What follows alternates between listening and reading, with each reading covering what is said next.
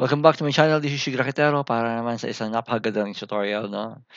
Siyempre naman ito ay kung paano mag-upload or maglagay ng thumbnail, YouTube thumbnail sa YouTube, okey, sa mga video niyo. Nakikita niyo na parang meron siyang title, 'yan. Ang itsura po ng YouTube thumbnail ay papakita ko sa inyo, ay ganito, okey? So, sa inyo nakikita, ilalagay natin yung ganito sa ating, YouTube, okey? Dahil meron akong videong ginawa, wala pa siyang thumbnail. So, ang gagawin niyo lang ay sundan ng mabuti ang aking mouse pointer at siguradong maiintindihan niyo at makikita niyo kung paano ito gawin, okey? So, bago 'yan, mag-intro muna tayo.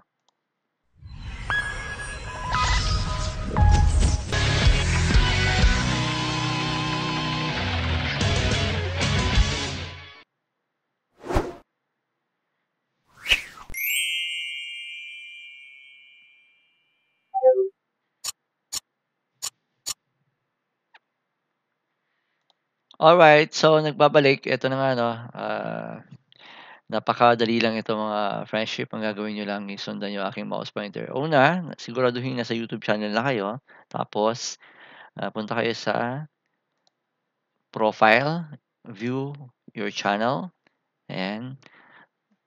I-close natin, ayan, antayin natin na mag-open. So eto na, hanapin natin yung YouTube, dito yata merong your videos, ayan. So 'yun, hanapin natin your videos and then lalabas ito. Tapos ayan, so ito lalagyan natin ng thumbnail. So click niyo lang itong details, ayan, siguraduhin niyo na lumabas 'yan, then baba kayo, sa ilalim meron ditong thumbnail. Open niyo lang yung thumbnail at siguraduhin niyo nakagawa na kayo ng thumbnail, punta kayo sa downloads kasi dito ko nalagay yung thumbnails, and then select niyo lang and open, okey? So, antayin niyo lang ilang seconds ay lalabas na siya dito, ayan, sa inyo nakikita lumabas na siya and then punta kayo sa save, okey?